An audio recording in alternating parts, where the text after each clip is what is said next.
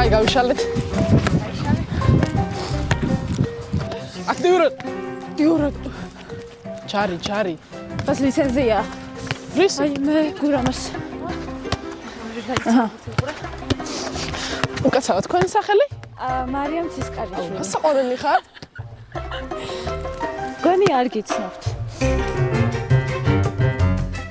მე ვარ ელიზაბეტ ჟამაძე, ვარ 15 წლის. მე ვარ თიკო ამბალია, 18 წლის. მე ვარ მარიამ ცისკარიშვილი, 20 წლის.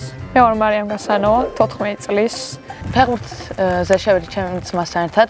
12 წლის ასაკში მომიწია რომ ბიჭებს გუნდიდან გადავსულიყავი და ჩემი ძმის გარშემო მეთამაშა ცხოვრებაში პირველად ფეხბურთი. და ჩემთვის ძალიან რთული იყო. მივედი იმ ეტაპამდე, როდესაც არც მინდოდა ფეხბურთის გაგრძელება, რადგან მე შინოდა რომ გოგოებში თამაში არ იქნებოდა ისეთი კარგი როგორც ბიჭებში. გამოვედი კიდეც ფეხბურთიდან, ცოტა ხანი ტენისზე შევედი, დაუბრუნდი ჩემს ველოსპორტს, მაგრამ 2 თვის შემდეგ მივხვდი რომ ფეხბურთი მაინც ძალიან ბევრს ნიშნავდა ჩემთვის და ამიტომ დაუბრუნდი ისევ ფეხბურთს და საბოლოოდ მოვედი კლუბ კვარტალში, სადაც ჩემი გუნდელები მეხმარებიან რომ კიდევ უფრო განვითარდე, ჩამოყალიბდე უკეთეს ფეხბურთელად და ასევე პიროვნებად და მივაღწია იმ ყველა უცნებას, რაც დასახული მაქვს. ფეხბურთის თამაში დავიწყე 11 წლის ასაკში, ფოთის საფეხბურთო სკოლაში ბიჭებთან ერთად, რომლის ხელმძღვანელიც არის ბატონი კახა ეფრემიძე, რომელმაც გზა გამიკვლია სპორტის სფეროში. რა თქმა უნდა, მნიშვნელოვან გადაწყვეტილებაში ოჯახის ძალიან დიდ როლს თამაშობს. ჩემ შემთხვევაში მამამ ძალიან დიდი მხარდაჭერა გამოიწვია ჩემს მიმართ და ამის შემდეგ გადაწყვეტეთ, რომ ფეხბურთში შესულიყავით და დაინტერესებულიყავი ამ სპორტით. შემდეგ თამაში გავაგრძელე ხობის კოლხეთში, რომლის ხელმძღვანელიც არის ბატონი ზურგლატარია. ასევე ამ ადამიანს ძალიან დიდი წვლილი შეიტანა ჩემი განვითარებაში. აქედან გავაგრძელე თამაში კლუბ ლანჩხუთში.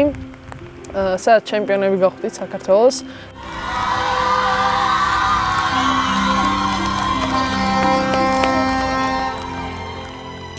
ძალიან მნიშვნელოვანი ერთი წელი იყო ჩემს ცხოვრებაში და ასევე ძალიან დასამახსოვრებელიც.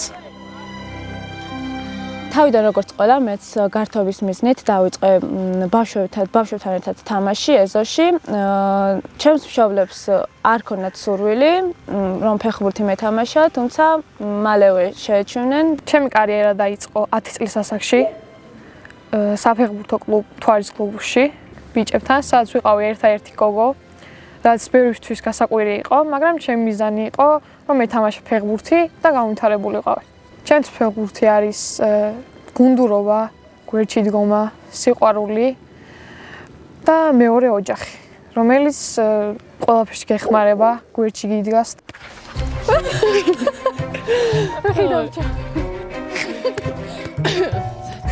არაერთი შემთხვევა ყოფილა, როდესაც ძალიან ბევრი ადამიანს უთქვამს, რომ ფეხბურთი კაცების სპორტია და გოგოს ამ სპორტში არაფერი არ ესაქმება. და ეს არა მხოლოდ უცხოებისგან მოდის, არამედ არის ისეთ შემთხვევაც, როცა ოჯახის წევრებიც განაცვლის, რაც ძალიან ხშირად ძალიან მტკივნეულია. სტერეოტიპები რა თქმა უნდა იყო ხალხის მხრიდან და ასევე მეგობრების მხრიდანაც, რომ ეს სპორტი ბოლოს მაინც კარგ შედეგამდე არ მივიდოდა, რადგან გოგოს სფერო არ იყო და რადგან უფრო დიდი ყურადღება კაცებს ექცეოდა რაღაც ამ სპორტის მხრივ, მაგრამ მე რა თქმა უნდა ჩემი მიზნები მქონდა და ჩემი ოცნებები, რომელსაც გავყევი და მოვედი ამ რეალობამდე დღესაც. ის მეგობრები, რომლებიც ადრე ასე რომ ვთქვათ, უარყოფითად იყვნენ ამ სპორტის მიმართ განწყობილი, ეხლა ჩემი პირველი გულშემატკივრები არიან. ბევრი იყო ისეთი მოაზროვნე, რომელიც ფიქრობდა, რომ ფეხბურთი არ იყო ქალების საქმე. და ისე ვერ ვითამაშებდით, როგორც მაგალითად ბიჭები თამაშობენ. რთული იყო გასააზრებლად, იმიტომ რომ ამ პერიოდში ცდილობ შენი თავის განვითარებას და წინ წასვლას და როდესაც მსგავსი აზრებია შენს ირგვლივ, ცოტა რთულია თავი მოაბა ამ ყველაფერს. არ ვაქცევდი ყურადღებას, რას ამბობდნენ ჩემზე, რას ფიქრობდნენ და ეს უფრო დამეხმარა, რომ უფრო წინ წავსულიყავი.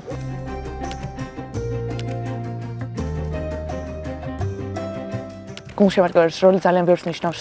ვფიქრობ, რომ ის მე-12 მოთამაშეა, რომელიც გვეხმარება. ჩემი ყველაზე დიდი გულშემატკივარი არის ჩემი მამიდაშვილი, ბექა ჯოგაშვილი, რომელიც ყოველთვის მამხნევებს ყველა თამაშის წინ. ჩემი მთავარი გულშემატკივარი არის ჩემი და, რომელიც სულ გვერდში მიდგას, მამხნევებს თუ პერიოდებშიც და ეს ჩემთვის არის ძალიან დიდი мотиваცია. ჩემთვის ყველაზე მნიშვნელოვანი და ასევე დასამახსოვრებელი მატჩი იყო ლუქსემბურგთან ჩატარებული მატჩი, სადაც 2-0-დან ამოვატრიალეთ თამაში და 4-2 მოვიგეთ, სადაც გულშემატკივრების ემოცია და მხარდაჭერა უსაზღვრო იყო და ძალიან დიდი გამოცდილება მივიღეთ ამ მატჩისგან, რომ თუ ჩვენ რაღაცა გვინდა, შეუძლებელი არაფერია, თუნდაც ის ბოლო 5 წუთიც იყოს დარჩენილი მატჩის. როდესაც საქართველოს ნაკრებში გამომიძახეს, რა თქმა უნდა ძალიან გამიხარდა, თუმცა იყო ნერვულობის ფონიც, რადგან ეროვნული ნაკრების მაისურის ტარება ძალიან დიდ პასუხისმგებლობას მოითხოვს, რადგან შენ წარმოადგენ მთლიანად საქართველოს. დასამახსოვრებელი მომენტი ჩემს ცხოვრებაში იყო ეროვნულ ნაკრებში, როცა გამომიძახეს, იმიტომ რომ ჩემთვის ეს იყო ერთ-ერთი мотиваცია, ანუ ქალთა ფეხბურთში და ზოგადად ფეხბურთში არის ესეთ მომენტები, როდესაც ზოგჯერ გვიწევს უარის თქმა და იყო ჩემს ცხოვრებაში ეგეთი მომენტები, როდესაც მიფიქრია იმაზე, რომ აი იცი რა, ეს ჩემი სპორტი არ არის ან რაღაც და მაგ დონემდე როცა მივედით, რომ მე უკვე მიწევდა ამ ყველაფერზე უარის თქმა, მოხდა ისეთი რაღაც, რომ ჩემი ცხოვრება ყველანაირად შეცვალა. გამომიძახეს ეროვნულ ნაკრებში.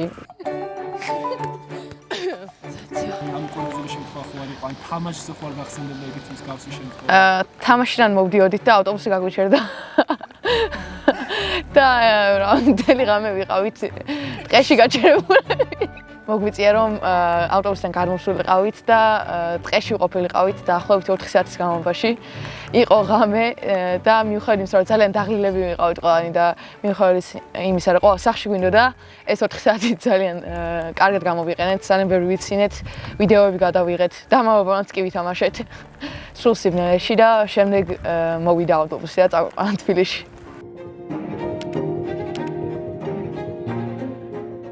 ჩემი ოცნება არის უბრალოდ რომ ვითამაშო და გავაგრძელო ფეხბურთი, მაგრამ ამ ყველაფრისთვის ოჯახის როლი ძალიან მნიშვნელოვანია და გამიმართლა იმაში ძალიან რომ ჩემი ოჯახი ყველაფერში მეხმარებოდა რომ ეს ოცნება და ეს ჩემი მიზნები ამესრულებინა. ჩემი მიზანი და ოცნება არის დიდ კლუბებში თამაში, როგორიც არსენალი, თუნდაც ბარსელონა და რა თქმა უნდა, ამისთვის ძალიან ბევრი შრომა არის საჭირო და რადგან ეს გზა ვირჩი, ამისთვის ყველაფერს გავაკეთებ. ჩემი მიზნები და ოცნებები არის რომ ვითამაშო ქალთა ეროვნულ ნაკრებში და ვიყო ჩემი თავის საუკეთესო ვერსია.